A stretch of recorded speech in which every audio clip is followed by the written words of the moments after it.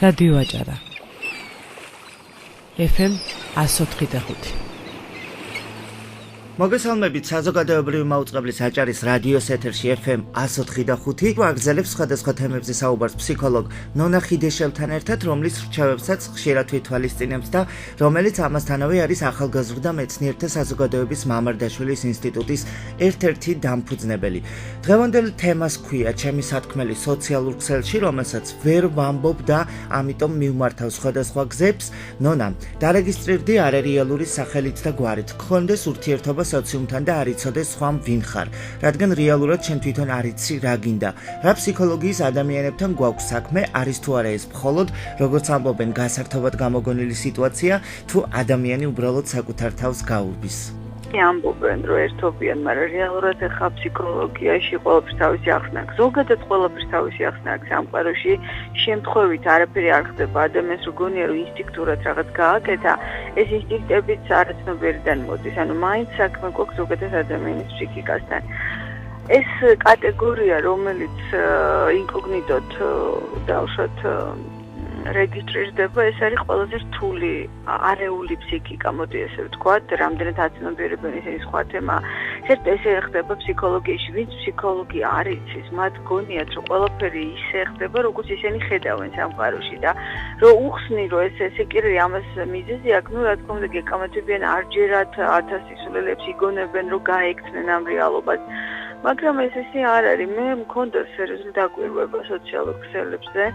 სხვათა შორის დავაკვირდი, რომ ინკოგნიტო, ესეთი ვთქვათ, ფსევდო სახელები და გვარებით დარეგისტრირებულ ადამიანებს აქვთ ძირითადად ასე ვთქვათ, დაუკმაყოფილებული სექსუალური ინსტინქტები, იმიტომ რომ ხშირად მათ გვერდზე იპოვი ძალიან ეროტიულ ფოტოებს და ეს ნიშნავს, რომ როცა შენ სოციალურ ქსელში დებ, ან თელ შენს ლიბიდოს გამოფენას იწყებ, ეს ნიშნავს, რომ შენ ცხოვრებაში ეს დაურეგულირებელი. კაი რა არის ფსიქოლოგისთვის საინტერესო. აგრესია ასევე ინკოგნიტოდ, აი მე ხშირად მინახია ჩემზეც კომენტარების ხვებზე, ცნობილ ადამიანებზე კომენტარებს წერენ ესეთი გამოგონილი სახელით.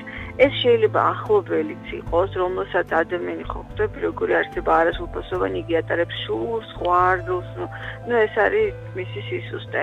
და ამის გადმოფრქვევის საშუალება ეძლევა. ადამიანი შიშა რა არსება გესმის, ის რომ შენ გჭირდება რაღაცის თქმა და ვერ ამბობ და ამისთვის რაღაც ყალბ ფეიკებს იყენებ, ეს ნიშნავს, რომ შენ პრობლემები გაქვს შიშა რა ხარ, შენ გეშინია შენი აზრის გამოთქმის, გეშინია საზოგადოება როგორ შეხვდება ამ ყველაფერს. მოკლედ საქმე გვაქვს სრულ სიყალბესთან, ოღონდ ეს ამ სიყალბეს უფრო ღრმა ფესვები აქვს, ვიდრე ის, რომ ახლა მე შენ უბრალოდ რაღაც მოგატყუე. ესენი არიან ადამიანები ალბათ, რომლებიც ემალებიან საკუთარ ცხოვრებას, რომლებიც გაურბიან საკუთარ ცხოვრებას და სწორედ ამ დროს ხდება ნეგატივით ავსება. უცნაურია, მაგრამ სოციალურ ქსელში პროცენტულად ბევრი არის უფრო ნეგატიური ტიპი. ხვდები, რომ ესენი არიან არარეალიზებულები. განსაკუთრებით, ვინც არ მუშაობს სახლში, ზის და აქვს დიდი ამბიციები, უჩნდებათ განსაკუთრებული აგრესია ხალხზე, რომლებიც რაღაცას ქმნიან, რაღაცას წარმოადგენენ.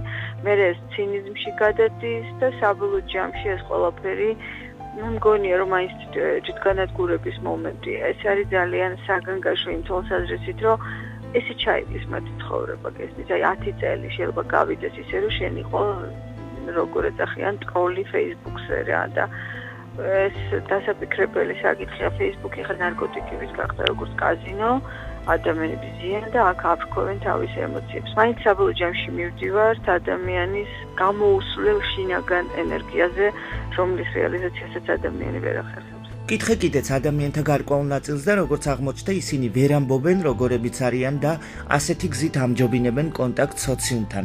არის თუ არა ეს გამოსავალი და არის თუ არა ეს მხოლოდ და მხოლოდ საქართველოს პრობლემა? პირველ რიგში იმის პრობლემაა, რომელიც ამბობს, რომ ვერ მიმიღებენ, რატო გაღელვებს მიგიღებენ თუ არა. რო ვიწყებდი ამ ლექციებს, ეს იმდენად ახალი თემა იყო და ესეც ტრადიციულ, ესეც სტერეოტიპულ, ესეც რელიგიურ ქვეყანაში მეც მეუბნებოდნენ, რომ ვერ გაგიგებენ, გაგლანძღავენ, ხო რა ვქნა მე, გამლანძღეს, მლანძღავენ მე რა.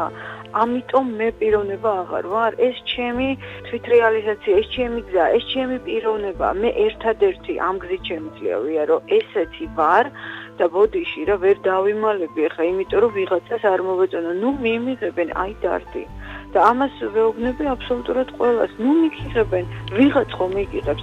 ანუ რატომ სურვილი რო ყველას მოსწონდე, რატომ სურვილი რო ყველას ეს მოდეს შენი, ეს ხო სიბრიხვეა, არა მეტი არაფერი. იმასაც კი რო გონია მოსწონხარ, იმასაც არ მოსწონხარ. სინამდვილეში, იმიტომ რომ სულ ამას ვამბობ, სუსტია ადამიანი, ხალხო. ადამიანს სიყვარული არ შეუძლია, თანაგრძნობაც კი არ შეუძლია რეალურად. ეს ყველაფერი არის ყალბი ფრაზები, რაზეც დადგა კაცობრიობა, ცდილობენ ეს ვითომ ქრისტიანობა, ყველაფერი ძალიან კარგია, რაც წერია ამ წიგნებში, მაგრამ მე და შენ და ყველა ალბათ ხო ვხედავთ, არის შემძლე ადამიანი ამ ყველაფერი. სინამდვილეში ხო ძალიან უჭირს ადამიანს იყოს ისეთი, როგორიც მას სურს რო იყოს და იწყებს თამაშს და რატო როგორც კი მიხვდები რომ შენ სუსტი ხარ მომენტალურად სიმშვიდე მოდის იცი კინო ცდილობ ისტორიულად შეიცვალო და რაღაცა სხვა სახე აჩვენო და რაც ირბენ რეალობიდან ის რეალობა უფრო გამოგეკიდება ანუ რეალობას რეალურად ვერსად ვერ გაექცევი ვერავინ ვერ გაექცევა რეალობას და რაც მალე მიიღებს ადამიანი თავის თავს ისეთ როგორიც არის მით დამშვიდება და დაწმარდება მისი ცხოვრება თუ შენ კონფლიქტს არ ატარებ შენს თავში შეუძლებელია შენ გარეთა კონფლიქტმა შენზე იმოქმედოს უბრალოდ როცა ამას ვეუბნები ადამიანები ისტორიულად გამათობენ იმიტომ რომ ვერავინ ვერ ხვდება რომ რეალურად კონფლიქტს საკუთარ თავში ატარებენ მართლა ატარებენ ადამიანი ხო არ იცნობს ეს საკუთარ თავს ადამიანს ხო დრო არ აქვს თავის თავი გაიცნობს და მას გონია რომ სხვები არიან ყოველთვის ყველაფერში დამნაშავე მაგრამ მე ჩემი ცხოვრებიდან მივხვდი რომ ყველაფერი არის შენი პროექცია დიდი მადლობა ნონა საინტერესო საუბრისთვის საუბრობდით თემაზე ჩემი სათქმელი სოციალურ ქსელში რომელსაც ვერ ვამბობ და ვქმნი ყალბ პროფაილს რაზეც ამომწურავი პასუხი მივიღეთ ახალგაზრდა მეცნიერთა საზოგადოების მამარდაშვილის ინსტიტუტის ერთ-ერთი დამფუძნებლისგან ფსიქოლოგ ნონა ხიდეშელისგან რადიო აჭარა FM 104.5